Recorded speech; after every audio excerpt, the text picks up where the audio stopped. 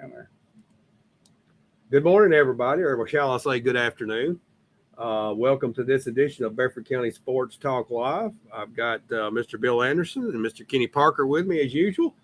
And Bill, we've had an interesting morning. We have. Got to go up on the public square and meet some NFL players and talk to them. And Bill, it's a pretty good time up there. Yeah, this is why we weren't on at 9 this morning. We're going to go back to 9 on Saturdays and go back to the regular. I bet 8 or 9 of you text me, where's the show? Where's the show? Well, today we were up here at the square, and that was nice. Blaine Bishop, one of my favorite all-time Titans. We got a good interview with him.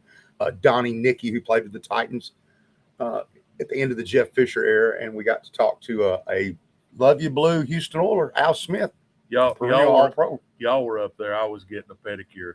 Pedicure for Coach Parker. All right. Well, let's if you're watching live, you still got a chance to hit up there right now. Get up there. Do that. They're up there for another hour. So watch us, and we're going to try to get done quicker today so you guys can get up there and meet these guys. Great guys to be around. Also, want to stop and thank our sponsors, First Bank of Shelbyville and Kincaid Service Company here in Shelbyville, both right up the street here on Madison Street. Go and see the Kincaids up there. They've got the appliances that you need. They got furniture. And the big thing is, David, about Mark and Eve, it's the service aspect with Kincaid. Yeah, exactly. That is the whole key to Kincaid Service Company. Kenny Parker got a lot of Kincaid stuff in his house. I do too. I've got it. And if something goes wrong, he comes and fixes it. All you got to do is call him. All you got to do is call him. These big box stores don't know your name. No. But Kincaid knows your name. Kincaid knows will be at your house to repair. Absolutely. And up at First Bank, Mr. Brent Kennedy, he's a native Shelbyvillian all his life. He's the president up there, does a great job. Brent will know your name as well. Go see Brent Kennedy and the team up at First Bank for all your banking needs. Well, guys, let's talk about some high school football last night. We had the Battle of Bedford. Kenny, you were at that game, giving a little bit of well, it was one-sided. I mean, it was Cascade. But when you look at it, my take of it was Cascade is a football program. Community was a football team. Right. Community had 3 coaches. Cascade had 8. Right.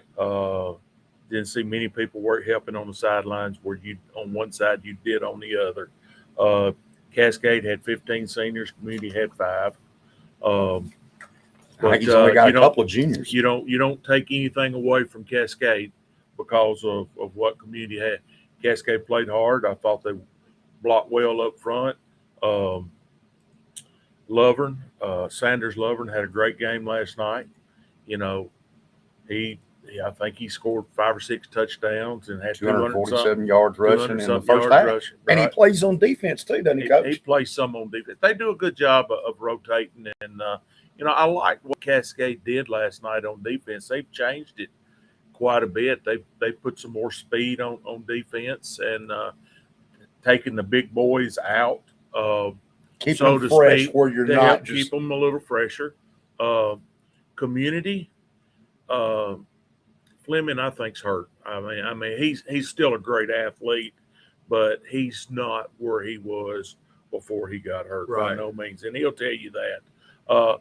They had one young man though that stood out, number 12. He was a sophomore.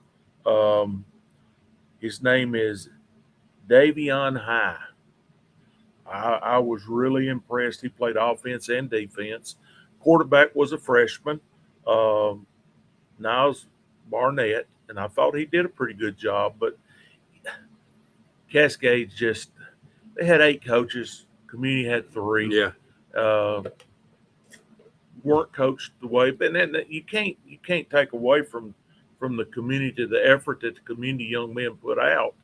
They weren't as organized and with 3 coaches, with freshmen and sophomores, being the majority of the team. With young kids, it did look different. And the Cascade scored, I believe, 47 points first half. Played off young kids. No starters hit the field in the second half, and it was a better competitive game. Right. However, Cascade did score 3 touchdowns to none. But the game was a little more competitive, right? When you're playing age against age, against age. I believe Coach Tired this morning told me that 68 points is the Cascade record that was put up last night in points in a game. It very well may have been. 68 points is the record for Cascade football last night. But I'll tell you, somebody for Cascade that's not getting the recognition is number 9, the sophomore, Gabe Perez, Oh the yeah, kicker. Yeah, Coach The Coach young Tyre talked about man him. is solid. does he put the ball in the end zone on kickoffs? Or Yes. that's good. That's a weapon. That is a weapon. That's a weapon. He can put it in the end zone. He can spot it. I think if the crossbars were only 4 feet wide last night, he still wouldn't have missed an extra point. That accurate. That's He good. was right down the heart of the. Does a good job of spotting it, and I thought their coverage was good. Of course, all the kicks were away from the Fleming young man that could take one and go. But well, did Cascade pass the ball in, or they pretty much just pounded? they pretty much just went. Now, there's time or so when they got behind on the yardage. They may have had a bad snap, or may have had a penalty. Yeah.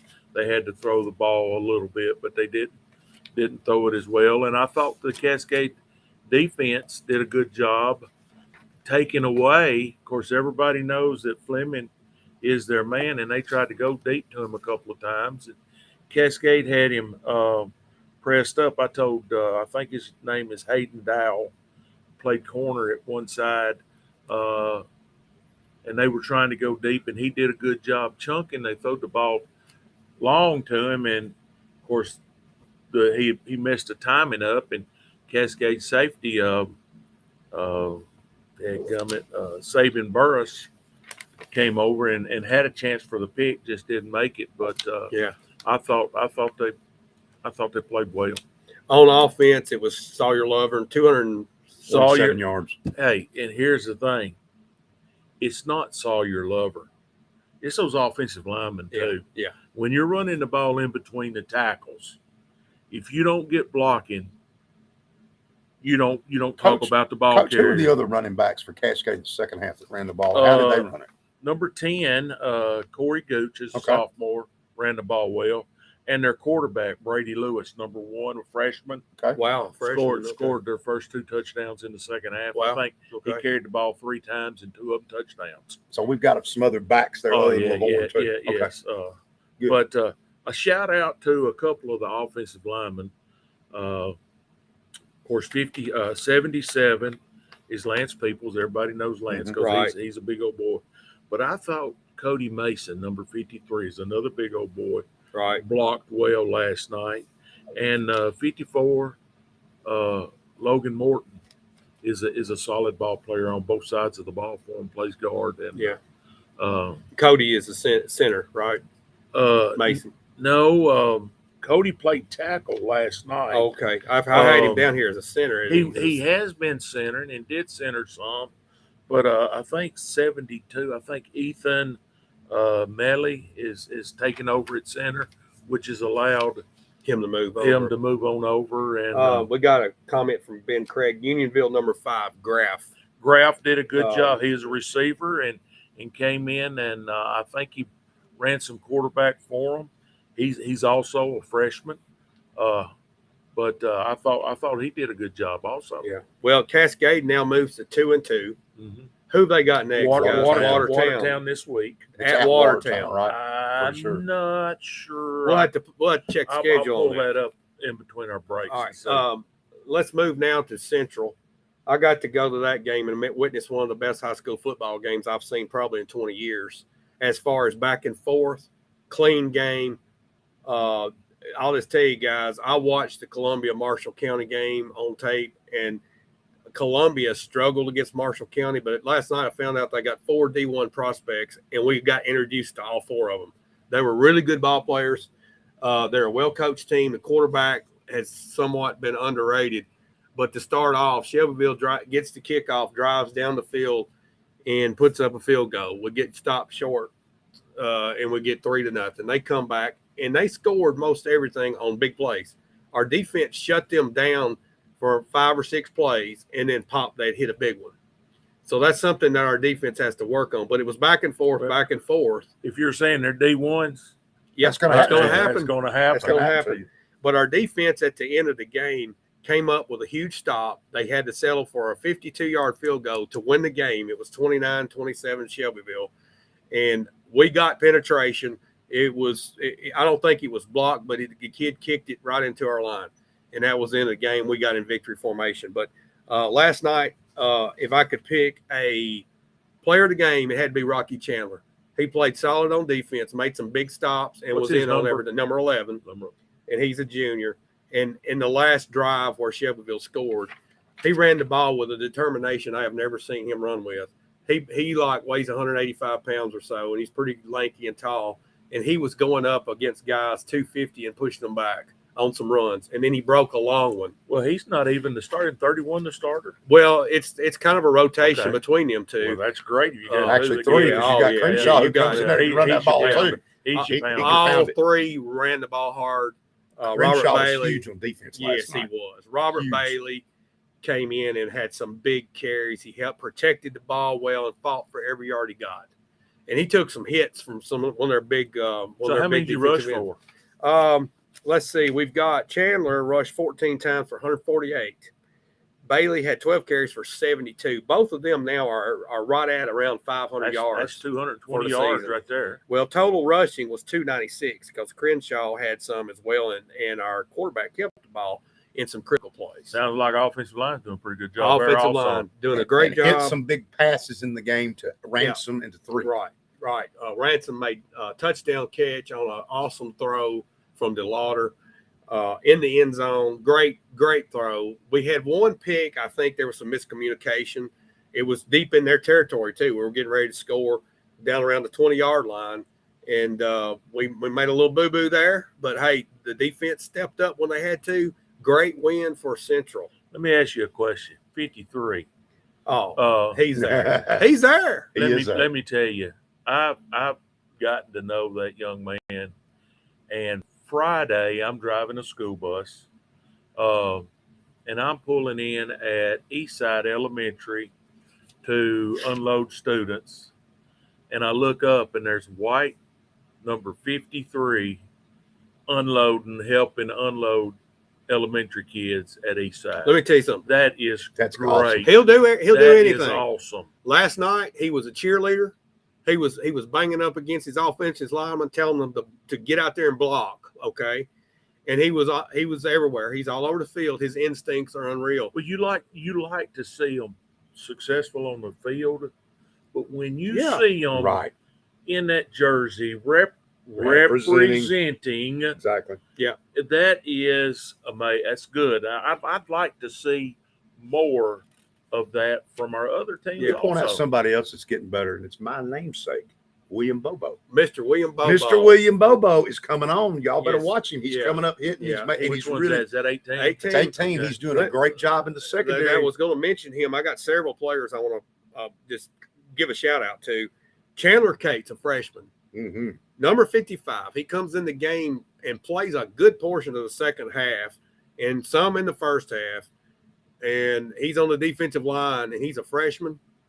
But let me tell you something. There's something special about this kid. It was taking 2 people to block him. Good. A lot of night. He was occupying 2 blockers, which is big because it frees it up. 53. Oh, it helped. And the other linebacker. Well, it also took some pressure off of 21 and McLean. And that's someone like 3 played great on defense, and he was there solid on offense. Lavorne, number 5. One of our linebackers. He was all over the field making tackles, some big stops. Maddox Wright played well. Of course, we mentioned Bobo. Ian Matusik was solid on the offensive line as always. Tarvis McLean on the defensive line. And, of course, we mentioned 53 McBee. Crenshaw made some key defensive plays, and he was our battering ram down close and short yardage and scored. Betzelberger. That's what I was going to. This is the guy that may have saved the game for you. First of all, with the punting, he did an outstanding job. He hit his kicks, the kickoffs, but that onside kick, that was the key to the ball game. You're down 10. You go down and score. Coach Dryden calls it, but I think what you told me, the kicker's the one that goes through. It sounds like you're not talking about individuals. You're talking about a team. Absolutely. I've got a sheet full of names. Sheet full of people playing and that's sort of what you saw on the other end of the county last night. Yeah. That's what you got to have.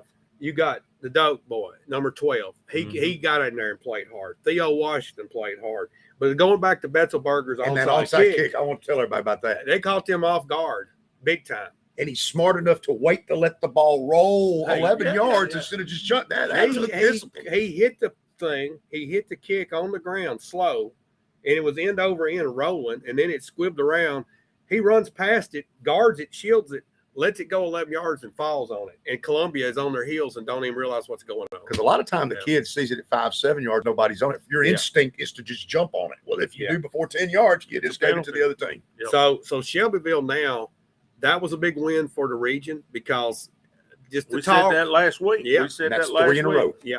Well, We got Wilson Central next week, which is a non-regional game, and you know, I don't know what you want to win the game. Obviously, we talked about last week that these probably were going to be two of the contenders battling, and one of them's going to be in the driver's seat, and the other one's going to have to be playing catch up a little bit.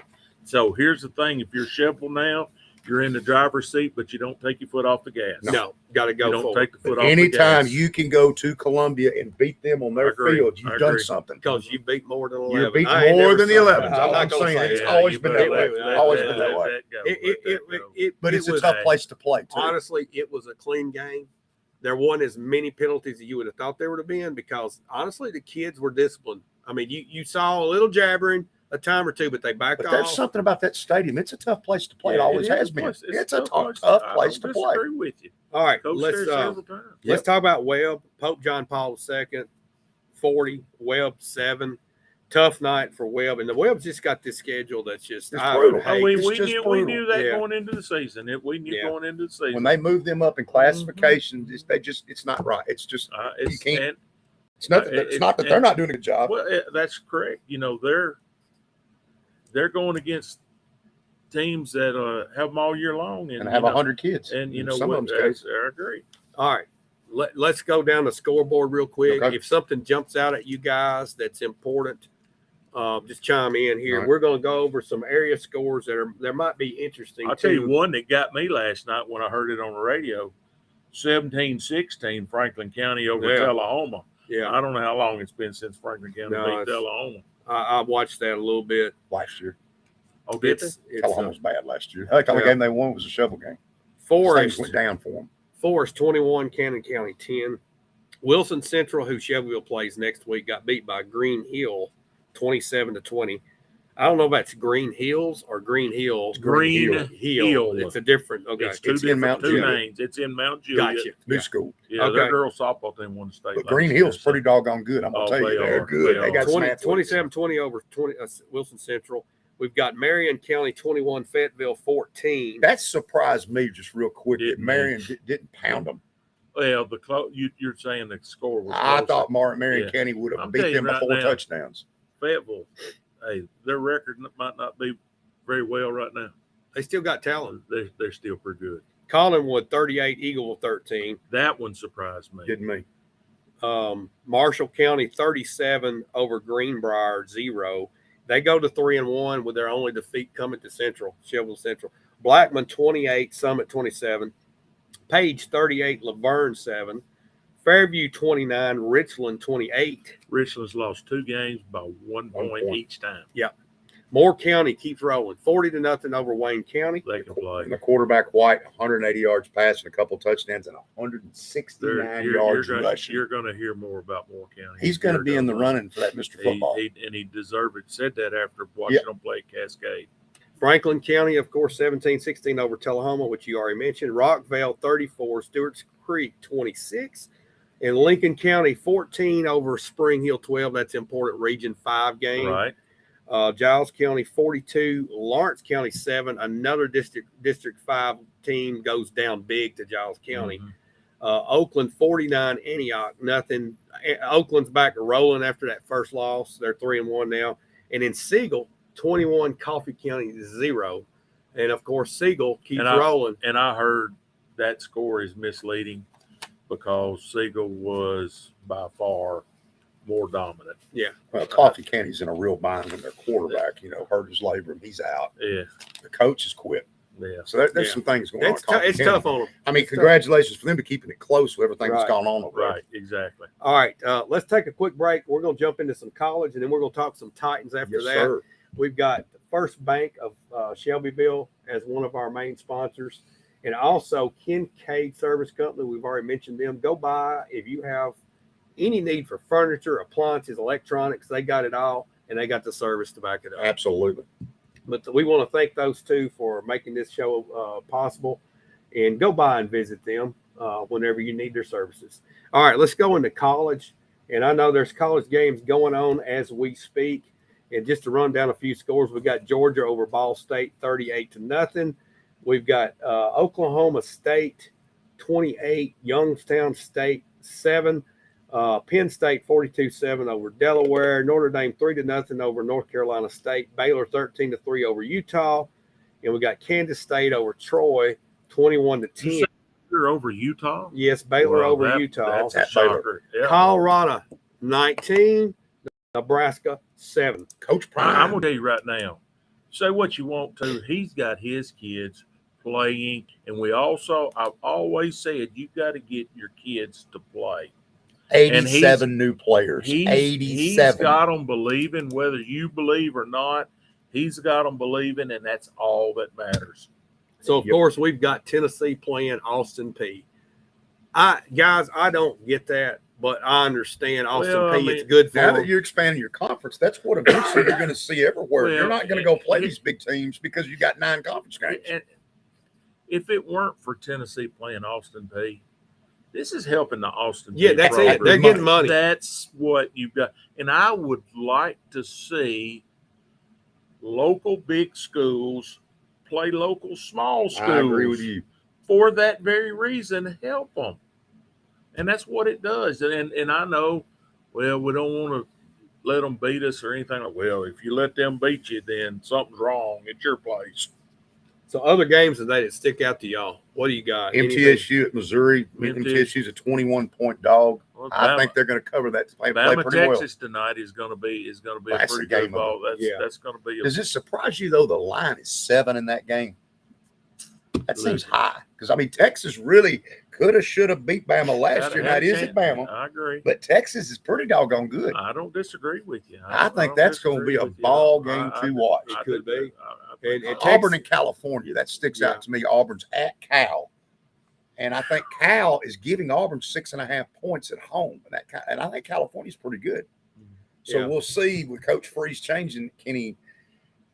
I'll tell you what. When you go, Cal's going to be that's you tough. have You have to when go. you have to go way out there. That's tough. That's tough. All right, we've got Texas A&M, Miami, Ole Miss at Tulane. That could be an interesting ball game. Tulane's ranked 24th, and Ole Miss ranked 20th. So that's a good ball. Whatever. If you're a betting man, take the over. I don't care what it is because the points are going over. Does Clemson bounce back? They're playing Charleston Southern. Of course, they're going to on that one. But are they going to be this year? Only time will tell. But I'm doubting. All right, so other games of interest. And you're talking about Clemson. Florida State last week. Very impressive. Impressive Yes, against sir. LSU. LSU, they play Grambling. So it looks like today is an off week. Well, here's an interesting one at It's sort of Mississippi. like last week. Yeah, Mississippi State's at home against Arizona. That one's kind of interesting. yeah, it is. But it's at Mississippi State. And again, you're going from west this time this way. That's a long way. Mississippi State's got a new coach. Well, it'll be an interesting game tonight. The Alabama game will. That's what I'll be watching if I can find it on TV. You know, ESPN is shut off of Spectrum now. You can't even watch ESPN. Took it off. It's like Come to they're my house. Come down, I got it. So you got to find it somewhere else. So I'll be digging around surfing trying to find it. You're welcome. Let's shift now to Titans talk. Mr. Anderson. And Packers talk. Packers talk. Well, let's go to the Titans. They're local. All right. Let's All go. right, we're at New Orleans. We know a couple things. These teams are very similar. They both very good defensively. The Titans, the number 1 run defense in the National Football League. And our pass defense is pretty bad. Pretty bad. The opposite with New Orleans. They're not very good against the run, but they're excellent against the pass defensively. They've never played against Derrick Henry. But the big thing tomorrow is Alvin Kamara is suspended for 3 games. Right. The big thing tomorrow Kamara is their team. Yeah, I've said it and say it, and we'll keep saying it, is the Titan offensive line. Yep. It's the Titan offensive line. But I think this is the weekend. Our strength was going to be run blocking versus pass blocking. And I think you're going to see Henry have a big game tomorrow. But here's the thing. if Hopkins and the tight end Burks are able to make a few catches, that's going to help Derrick Henry as much as offensive line. Is you can be able to have those people on the field to spread the field. And then when you talk about all of that, Tannehill ain't a slow man either. He can run. He gets that first down sometimes. Right. I predict you're going to see a package. I don't know if it's this tomorrow, but you're fixing to see it soon. Tannehill, Henry, and Spears. That's what I was going to ask you. Is Spears going to play a lot? I think he's going to play quite. Not necessarily. Does that mean Henry's out of the game?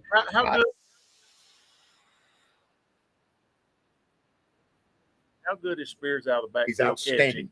Well, now let me ask you: are they going to utilize him like they did here? Is he going to be a third down back?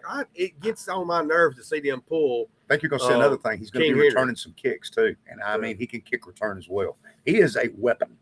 Okay, but is Henry going to be on the field on third down some? I do, and I think you're going to see Henry doing something. Who says he can't catch the football? Because you asked me the last couple of years when I've watched it, he's got as good a hands as anybody on that team. And this is some stigmatism, but I can tell you right now, I've watched him catch and go 80 yards on a screen. Yeah. There's not many backs in the NFL can do that. Derrick Henry can do it. Yeah, he can. And anytime you can get the big boy in space with the football, that's a good thing to do. I agree. Yeah. And I think if you go back with our new offensive coordinator, Kelly, and go back to and watch when Deshaun Watson was with the Texans, they use their backs the same. I think this is a different Titans offense. I think you're going to see what you used to see in Houston, and Watson threw it to the running backs a lot. It's going to be Spears and Henry. Yeah, and we missed this quite a bit. Why is Hopkins with the Titans now? Because of the relationship he had with Vrabel and Coach Kelly and Houston. That's why he's at Tennessee. Okay. So with those relationships, and I think deep down he probably likes the idea of playing the Texans twice a year as well. What about our kicking game? A big sign. It was Nick Folk. Two good things happened from this. You got your kicker of the future, York. It was the LSU. He's on your practice squad. Nick Folk is as good of a veteran kicker as there is out of here. The pressure's not going to get to him. Nah. I think New England made a mistake going with this rookie over, and they may regret it before it's over with. And of course, we're solid with Stonehouse at punting. They'll be fine. Yeah. All right. The only issue I have maybe with Nick Folk is kickoffs. But why could Stone? This is just me talking Bill Anderson crazy. Why couldn't Stonehouse kick off with that leg he's got? Well, you don't know if he can get two different kinds. I know, but that man. That's two different things. He's got a leg. I think if I could legally punt on the kickoff, I would just choose Stonehouse and punt instead of kicking it off. And that's legal, isn't it? It's legal. Because I'm not so sure. Stay behind that line. You see them do that a whole lot, especially on safeties after that. All right. So, am I wrong that Stonehouse do not think could punt the ball through the end zone and not even kick it off? Well, Stonehouse. Free kick. Here's the thing: if Stonehouse can punt that distance with that hang time, the new NFL rule is if anything you fair catch inside the 25, if it goes in the end zone, or you fair catch the ball anywhere between the goal line and the 25, you get it at the 25. Yeah. So if you fair catch it on the 10, you get it on the 25. Well, I'll take it on the 25 every time. Exactly. I don't want the returns. I agree. All right. Predictions for tomorrow's game. Defensively, I think this is where the Titans are going to be. They're going to shock you a little bit. I cannot wait to see this pass rush. If we can shut the run down, they don't have Kamara. They don't have their rookie running back, Kendra Miller. He's out. You've got the Williams kid.